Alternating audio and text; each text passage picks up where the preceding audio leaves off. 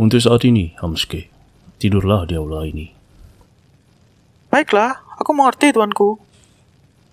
Ain sesama. Ruangannya sama semua ya? Ya, memang benar. Jadi, Aura, kamu mau apa untuk makan malam? Seperti yang kamu ketahui sendiri, aku tidak makan.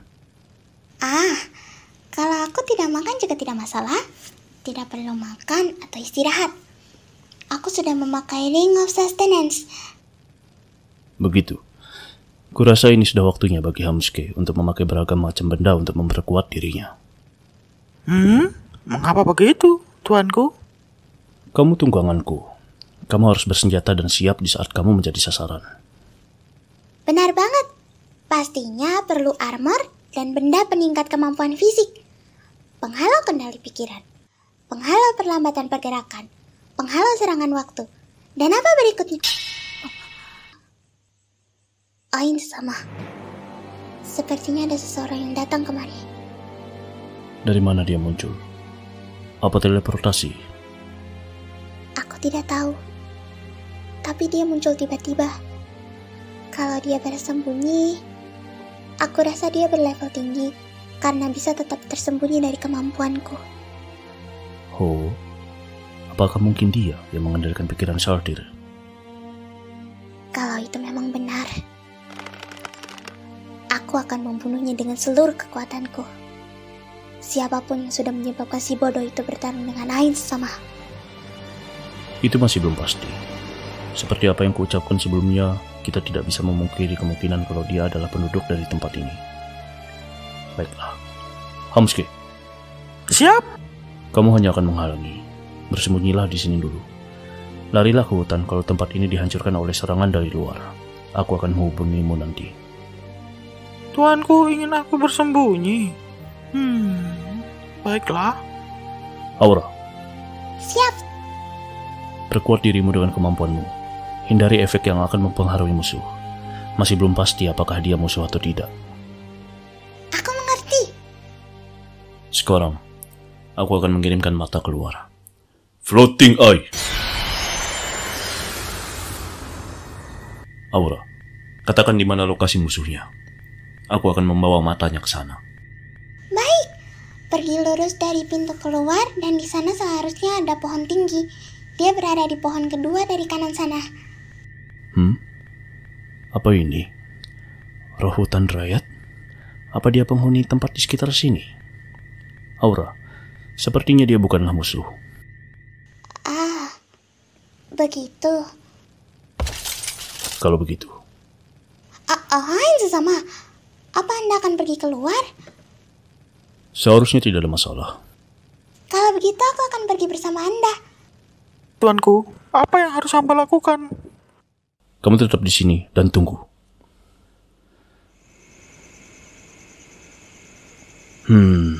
Apa yang harus kulakukan ya? Bagaimana kalau berbicara biasa saja dengannya? Soalnya dia mungkin akan melawan kita kalau kita mencoba untuk menangkapnya. Ya, sepertinya itu pilihan yang terbaik. Sebenarnya tidak masalah juga kalau dia lari setelah mendengar suara kita. Yang terpenting adalah kita sudah menunjukkan kepada mereka kalau kita sudah bertindak dengan sopan. Iya, Ain sama. Kamu, Dryad yang di sana. Aku bukanlah musuhmu. Sebagai pengelana, aku ingin kamu mengizinkan kami untuk menggunakan tempat ini sebagai tempat berkemah. Kami sama sekali tidak mempunyai niatan buruk. Kami juga akan segera pergi jika kamu menyuruh kami untuk pergi. Apa itu benar, Ain sama?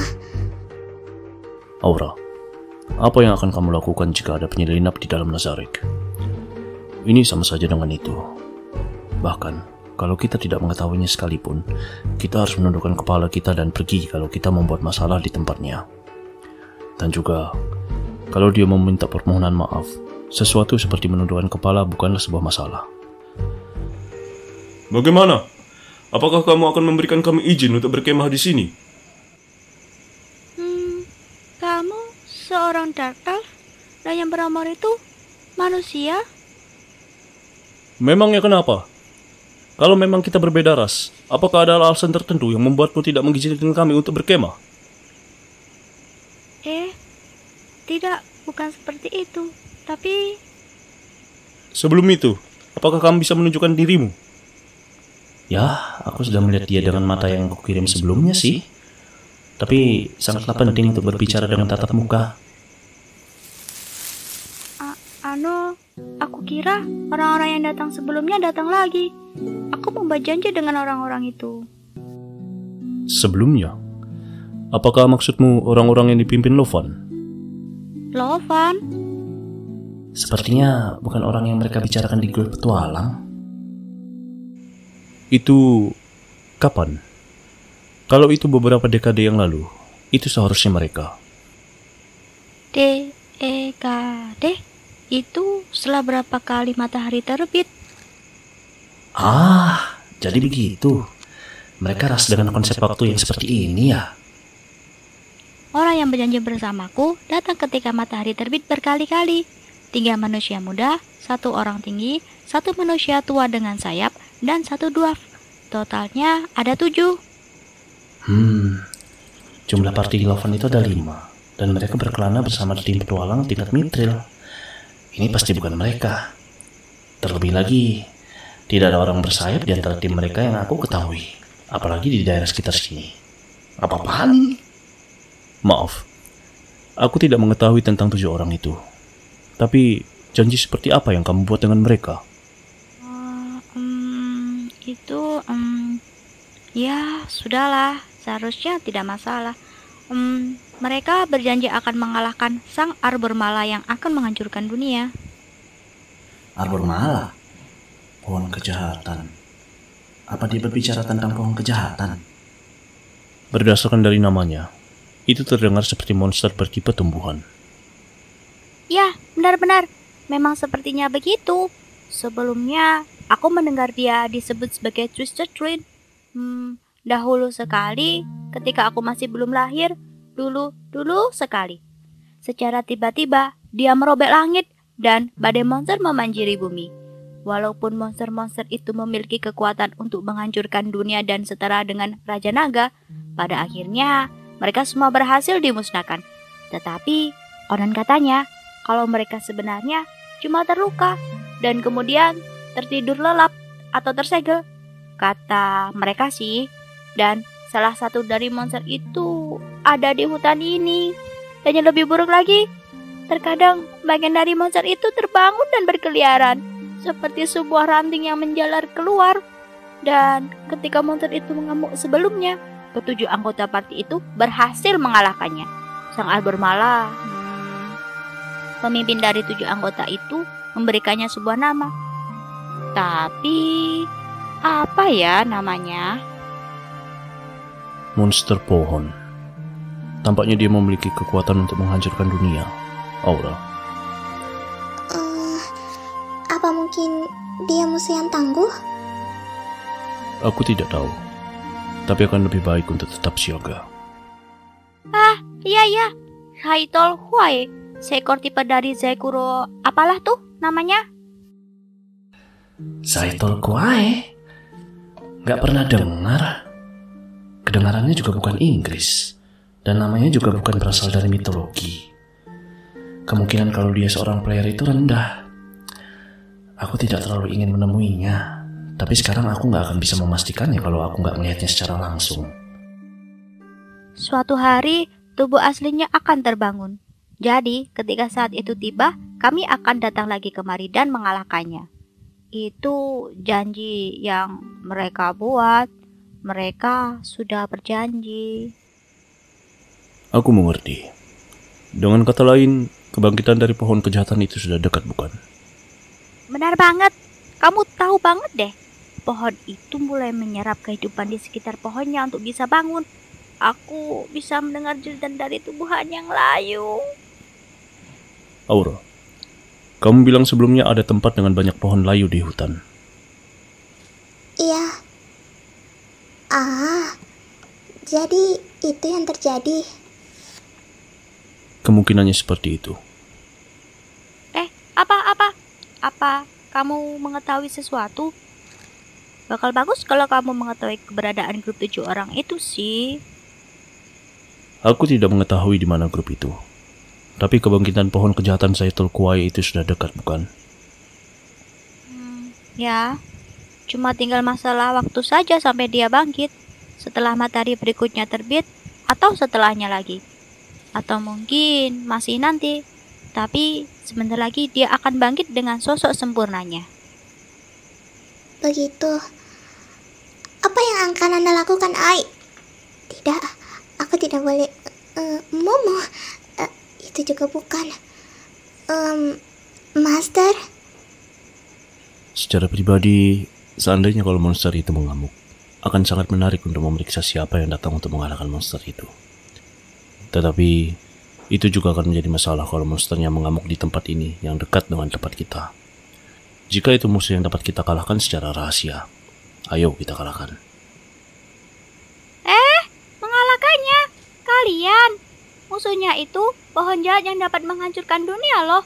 Bahkan, grup 7 orang yang datang waktu itu saja kesulitan melawan bagian kecil dari pohon itu. Kalau begitu, apa yang kamu sarankan? Tidak ada pilihan lain selain berdoa kalau tiba-tiba ada naga kuat yang muncul. Dan bagaimana kalau naga kuat itu tidak muncul?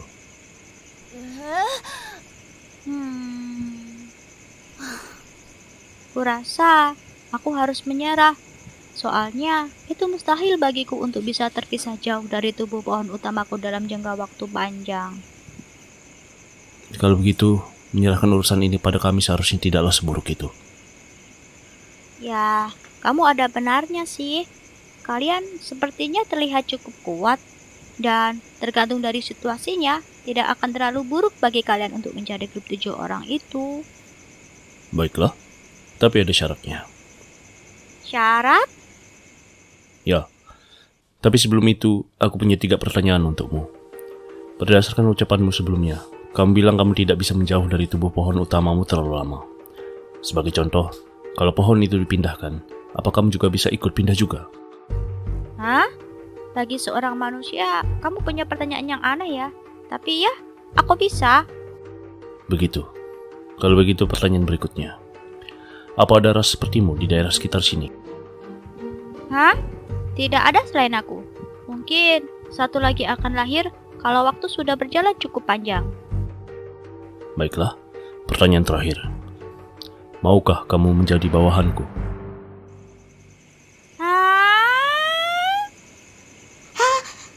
Ai, Momo. Mengapa makhluk ini? Apa tidak masalah memindahkan dia ke Nazari?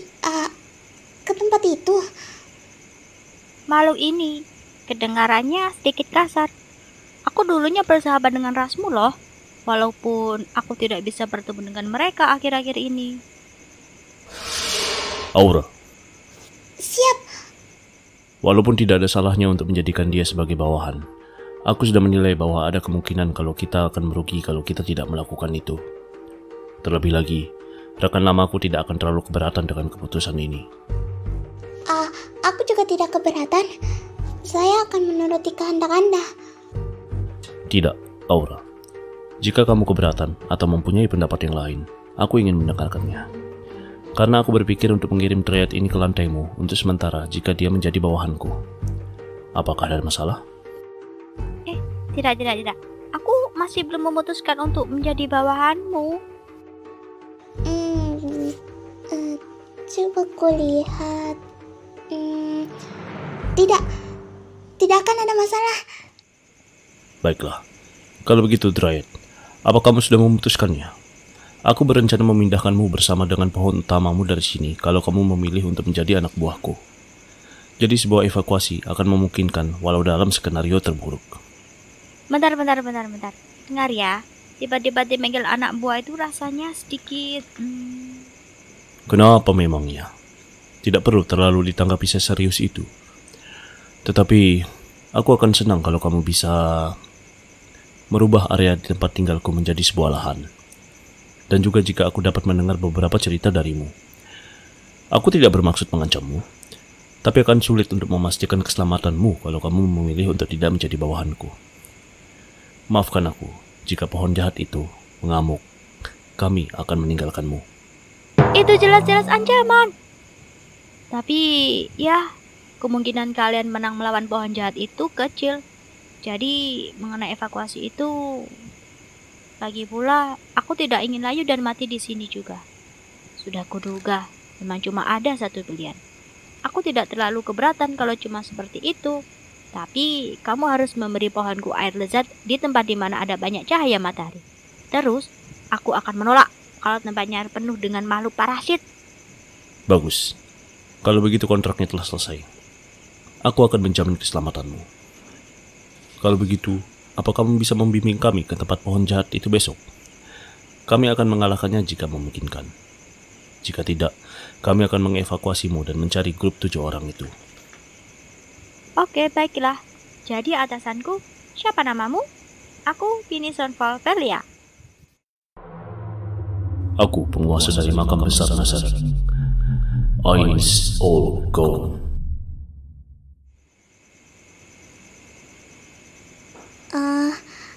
Ain sama. Kalau Darayat itu tidak menerima menjadi anak buah Anda tadi, apa Anda akan membunuhnya? Aku hanya tidak akan menjamin keselamatannya. Lebih tepatnya, tubuh utamanya yang tidak akan aman. Tetapi, dia sekarang sudah mengetahui nama asliku. Jika begitu, kamu paham kan? Saya paham. Saya tidak akan membiarkan itu mencoreng nama Anda. Jika itu terjadi, maka...